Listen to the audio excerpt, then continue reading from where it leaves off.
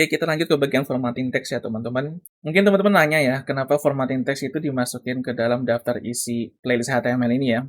Karena aku pernah nemu kasus, ada beberapa orang yang nggak tahu, ternyata di dalam HTML itu terdapat tag untuk melakukan formatting text, seperti bold, atau italic, atau underline. Akhirnya, orang itu melakukan perubahan font hanya untuk mengimplementasikan bold tersebut. Kan ada ya beberapa font hurufnya terlihat seperti bold. Nah, itu menurut aku itu parah banget sih. Jadi jangan sampai hal itu kejadian sama teman-teman lah. Jadi teman-teman harus tahu bahwa di HTML terdapat tag yang bisa melakukan formatting text. Ya, pertama adalah bold. Untuk bold terdapat dua tag ya, yaitu strong dan big. Tapi di sini kedua tag ini sebetulnya memiliki dua definisi yang berbeda atau fungsi yang berbeda lah. Yang pertama adalah strong. Strong itu memiliki priority atau prioritas yang berbeda. Konteks strong di sini adalah tidak hanya sekedar melakukan penebalan huruf, melainkan dia juga memberikan penekanan ke browsernya bahwa teks ini itu memiliki prioritas yang berbeda. Jadi strong sama bold biasa atau tag B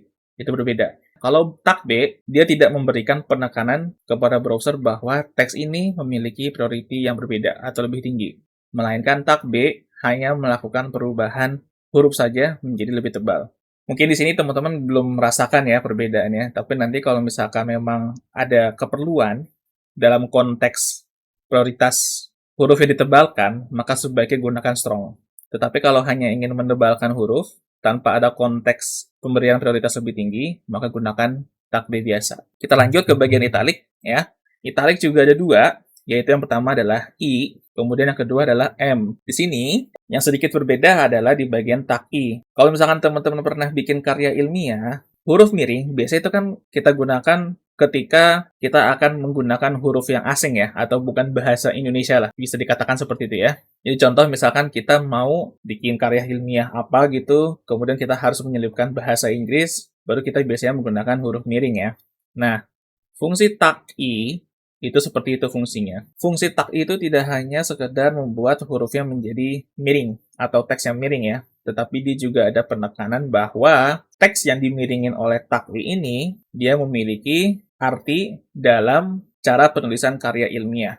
Ya, yaitu teks yang dimiringin ini adalah sebuah kata asing atau bisa dibilang kata yang teknikal lah. Ya, jadi tidak hanya sekedar memiringkan teks saja, tetapi ada penekanannya. Lain cerita kalau kita menggunakan tag M. Tag M itu pure, tidak ada penekanan. Sama seperti tag B ya, dia hanya merubah teks saja, yaitu dibuat miring. Silakan teman-teman sesuaikan penggunaannya. Sama ya, strong, kemudian tag I, kemudian tag B dan tag M, mereka memiliki fungsi yang berbeda dan penekanan yang berbeda. Kemudian ada underline. Untuk underline ini hanya garis biasa, tidak ada penekanan apapun ya, karena hanya ada satu tag yaitu ins. Kemudian strike through juga, atau bisa dibilang deleted lah ya, karena di sini dia memberikan garis kepada teksnya ya. Kemudian ada subscript dan subscript. Oke, ini jangan sampai teman-teman melakukan implementasi CSS di sini ya, hanya untuk membuat subscript atau subscript, atau apalah ini istilahnya. Sama-sama sub-sub sih, susah lah bacanya. Yang jelas, sub menggunakan huruf B itu untuk teks di bawah, sementara sub yang menggunakan huruf P itu untuk huruf kecil yang di atas. Jadi aku pernah ketemu kasus di sini, teman aku nggak tahu kalau ada tab sub dan tag sub ini. Dan akhirnya dia bikin CSS atau kelas khusus gitu ya, untuk bikin teks yang lebih kecil, atau teks font size-nya itu lebih kecil. Dan itu menurut aku benar-benar nggak bagus ya. Seharusnya sebelum kita override atau otak-atik lewat CSS, kita harus cari tahu dulu di HTML bisa diterapkan atau tidak. Kalau tidak bisa, baru kita gunakan CSS. Tapi karena di sini teman-teman sudah tahu ya, kalau mau bikin subscript atau subscript, maka tolong gunakan tag sub ini dulu.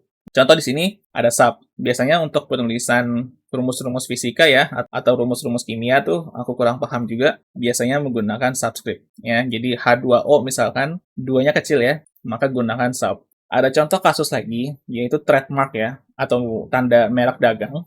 Kita bisa akalin juga sebetulnya menggunakan subscript ya. Di sini kita tinggal ketik TM, kita jadikan dia elemen si sub-nya. Tapi sebetulnya, kalau untuk merek dagang atau trademark ini ya, itu ada caranya sendiri di HTML, ya, yaitu menggunakan penulisan seperti ini. Kita beralih ke icon atau simbol sekarang.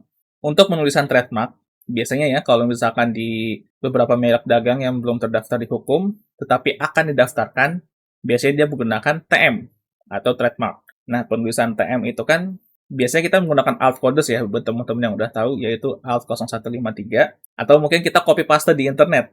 Kita masukin ke dalam file HTML kita. Nah, sebenarnya nggak gitu caranya. Di HTML sendiri itu ada caranya sendiri. Kita sebut aja icon simbol. Penulisannya tinggal teman-teman ketik icon dan kemudian diketik dengan thread. Ya, ini sebagai tanda bahwa kita ingin membuat tanda trademark. Begitu juga dengan copyright, begitu juga dengan mata uang euro. Ya, ada caranya. Untuk informasi lebih jelas ya terkait icon sama simbol, silakan kunjungi dokumentasinya ya di BT School. Di sana ada daftarnya lengkap, tinggal teman-teman lihat satu persatu, tinggal teman-teman copy paste yang teman-teman butuhkan di halaman HTML-nya. Kemudian terakhir ada URL. Ini sama ya seperti tag link di eksternal CSS kemarin. Href itu berfungsi sebagai URL website yang ingin kita kasih kepada elemen tag A ini. Ya, contoh di sini aku mau bikin teks yang bisa langsung ketika diklik akan mengarahkan ke halaman Twitter atau X ya. Jadi tinggal kita masukin alamat X atau Twitternya di bagian href-nya, nanti otomatis dia akan membuat teks yang ketika diklik akan langsung ke halaman X atau Twitter. Oke, yang terakhir kita akan masuk ke bagian list. List ini menarik ya. Waktu aku pertama kali belajar ini suka ketukar antara ordered list dengan unordered list. Ya, tapi di sini teman-teman bisa dilihat contohnya ya. Untuk ordered list terdapat atribut start untuk mengatur memulai dari angka atau huruf yang dipilih. Untuk mengubah urutannya, mau menggunakan huruf atau menggunakan angka Romawi atau menggunakan angka biasa, itu menggunakan atribut type. Untuk unordered list, dia sedikit berbeda ya. Dia harus menggunakan CSS property. Dia nggak bisa menggunakan property start ataupun type. Karena ya memang unordered list ini kan tidak berurut ya. Unordered list ini adalah daftar yang tidak menggunakan angka. Jadi seperti menggunakan lingkaran atau menggunakan icon kotak. Teman-teman tinggal copy paste aja, kemudian di bagian style-nya, di bagian unordered list, ataupun di bagian ordered list ya, untuk atribut start sama type-nya, tinggal teman-teman coba-cobain aja. Nanti bisa kelihatan hasilnya kayak gimana. Seperti itu. Jadi itu untuk formatting teks. Ingat, sebelum kita override lewat CSS, selalu periksa dulu bisa nggak ya diterapkan menggunakan HTML biasa aja. Ya, jangan sampai kejadian temen aku itu terjadi dalam kehidupan kalian gitu loh. Karena menurut aku itu memalukan sekali sih. Ya lucu aja lah sebagai orang yang pernah nge-review kode ya. Menurut aku itu lucu banget sih. Kita bakal lanjut ke bekanan HTML form di video selanjutnya.